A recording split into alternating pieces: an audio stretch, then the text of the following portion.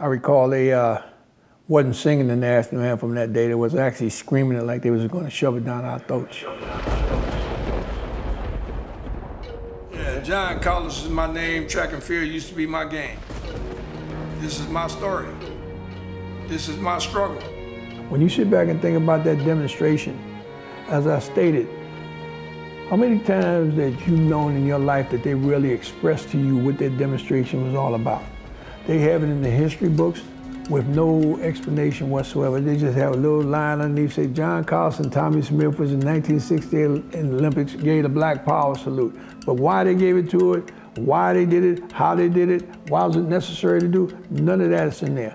You hear documentaries, and in the documentaries they tell pretty much their story. They don't tell our story. That was one of the most important moments within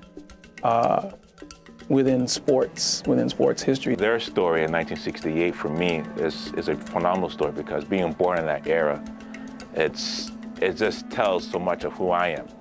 And in the 60s with the Civil Rights Movement, with Dr. King being assassinated, and then the whole uprising that was happening in the United States, and having two brothers from the Olympic team standing up on that podium, courageous as they were, to stand up and making that gesture for everybody worldwide. The Olympics, even to this day, is the most watched sporting event. You know what I mean? The fact that they got up before the entire world and just raised a fist in solidarity with people around the world. They made a statement. They made a statement. They were speaking out against the Vietnam War, against race relationships, against, as you call it, tyranny. They thought it was tyranny in the United States, and they didn't want to have that pressure. And people are realizing that the statement was right. They didn't want to be a second-class citizen. They didn't want to be put on the back of the bus. They were black and they were proud. When these two guys get together, it's not if we get on the podium, it's look, when we get these medals, okay, when we get these medals, we're gonna go up and protest. And that's a powerful position to be in. And you know, when you're talking about the Olympics, you've worked for 4 years to get there, you've had success there, and now you're gonna make a stand. The civil rights movement was not just a domestic struggle for civil rights. It was a worldwide struggle for human rights. And to me, that gesture fits, you know, right into that framework where you have these two guys on this worldwide stage. But the understanding that it's bigger than you, the understanding that there's a level that we have to get to as a people, and I may be only a drop in the bucket in terms of the complete process, I have to take my opportunity to make a stand. Those two guys did it. Special, special moment. Big thing is a person of conviction like that, right? If they don't take the moment, probably has a harder time living with themselves than they do dealing with the ramifications from that. And to put everything else aside, the money, the fame, everything that came along with that decision, to me, again, goes back to that whole point of when you're called to do something, you have to do it regardless of the consequences. These type of actions, these type of social statements could get you killed. You know what I'm saying? Because really and truly, they could have been dealt with before they got home or when they got home. What can never be counted is the number of people who found hope in knowing that a world champion, right, is concerned about me, can relate to me, knows my struggle, understands my pain, and is willing to sacrifice for my gain. I see a lot of youngsters right now when they come to me and they take a picture and they want me to put the fist to the sky, and I tell them, I say, I don't do that anymore. You do it. And they say, well, how come you don't do it anymore, Mr. Carlson? I say, because I want you to do it so I can point to you. And they say, why you want me to point to you? I say, I want to point to you so I can illustrate that the baton has been exchanged. Now you have an understanding as to why I put my fist to the sky. And the picture of all three of you up there, it's such an iconic picture, and people can always reference it more than sometimes the issues surrounding it or the great things that you did afterwards. That picture, why do you think it's so vivid in many people's memories? If you sit back and you think about it, You can go back to last century, and I don't think you're going to find anything that matches that picture, that demonstration relative to evolving every year for 43 years, every day, every week, every month, every year. You see this on TV, or you see it in a magazine, or you see it on a T-shirt or in a history book. When we went there with the intent to do a service for humanity. We had an Olympic Project for Humanity going on. It wasn't a demonstration to show black power, black pride. We was concerned about humanity, mankind. For all people that was oppressed, irregardless of what their ethnic background was, that they would use this picture as a beacon of strength, a beacon of courage to withstand all of the oppressions that they had to deal with for the duration of their lives. But the right-wing media at that particular time, they had control of the press 1,000%. So they tried and paint us as two-headed dragons, as militants, and they tried to make it into a black power movement, and which intimidated a lot of people, it frightened a lot of people. I'm a big believer that everything happens for a reason. Now, leading into that Olympics, you, along with some others, wanted to boycott the Olympics. That didn't end up happening. Do you think, in hindsight, what ended up happening was more powerful than a boycott would have been? I believe far more powerful. We tried and get young individuals at that time that had the greatest opportunity to make the Olympic team, to ask them to consider stepping back from the Olympics, to give up their 15 minutes in the sun, to do something far greater than going to win a medal. But, you know, many individuals are raised with the theory that the Olympic Games is the greatest spectacle that you could ever be involved in.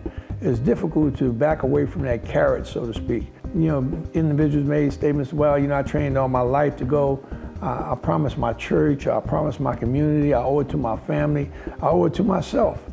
We couldn't tell them, well, you just have to give up all that. All we could do was try and educate them as to why we felt it was necessary for us to consider a boycott. When we took the final vote, the vote came that they wanted to go. We didn't have the right to tell them that, well, you can't go, you shouldn't go. We agreed with them. But Mr. Smith and I got together and decided that we wanted to carry it on a little farther. And as I said, based on how everything was formulated, because it wasn't anything planned until roughly 25, 30 minutes before we went out there, in terms of what we were going to bring to the table in terms of artifacts, how we were going to apply the artifacts, how we were going to walk out to the podium, and what we were going to do.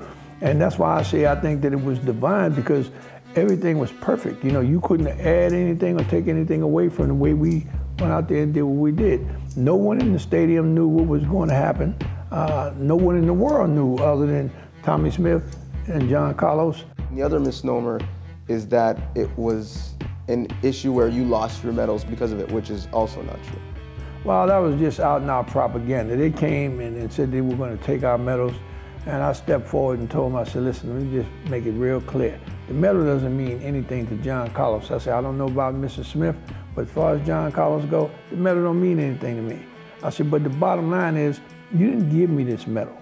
You set a mandate, I met the mandate. You said qualifying rounds, I met the qualifying rounds. I went through the elimination process at the Olympic Games. I earned my right to be on the victory stand and receive that medal. So if you're talking about you coming to take this medal, bring the militia, because you're going to need them.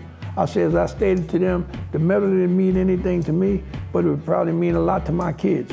So you're not going to just come and take my medal. So they backed away. But in turn, what they did, they created this propaganda and lie for the last 43 years to tell kids that they took our medal. Why did they tell kids that? Because they wanted to put blinders on them to the point where they can't see to the left or see to the right. They can't see their community. They can't see society as a whole in terms of whether it's a productive society for all people.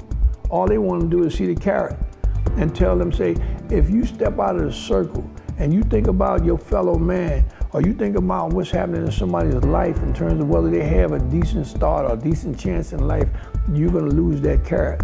Remember, we took John Carlos's medal away. If you step out of line, we're going to take your medal away too.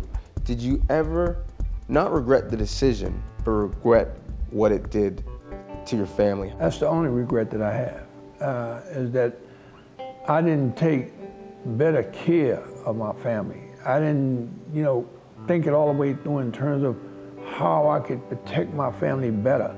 I don't think it would have changed anything in terms of me making the demonstration, because the demonstration was greater than me or my family. But I just don't think that I safeguarded my family as much as I needed to. Being young, you think you do something that all the reprisal and so forth is going to come to you. You don't think it's going to come to your family or affect your family. So if I have a regret, that would be the regret. The fact that I lost my first wife as a result of what happened in Mexico City. The fact that my kids had to endure things when they went to school by faculty as well as students. Those are the regrets that I had. The fact that my kids had to miss a lot of Christmases based on the fact that I didn't have employment.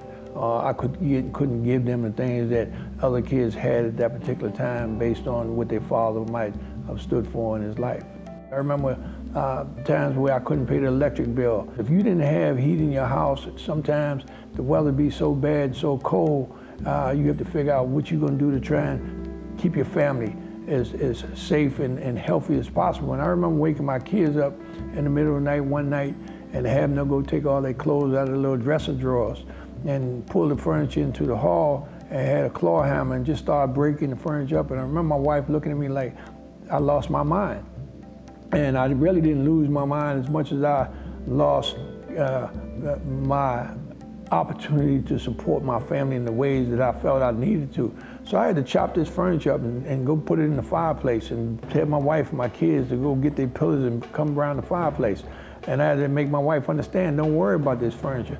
We'll get it again. But we can't be concerned about furniture because we might not be able to get another kid if we lose our kids as a result of this. You mentioned all the struggles that you went through.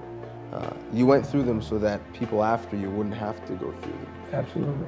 But still in North America, a lot of people are going through the same issues that they went through back then, that you went through. Is that a little bit disheartening? Well, I sit back and I wonder to myself, had we done what we did, things might be bad now, but I'm wondering whether things would have been a lot worse at this place and time had we did what we did. It's about what you did from the time you came in this world until the time you left this world. It's about that 9 innings in the game, man. How well did you perform in that 9 innings? Because you know the 9th inning is coming one day. You know you're moving up to the front pew in life. The question is whether you stayed on the horn to make it a better life, not necessarily for yourself, but for your peers and for your kids and their peers. This is our story. This is our struggle. Pass the torch.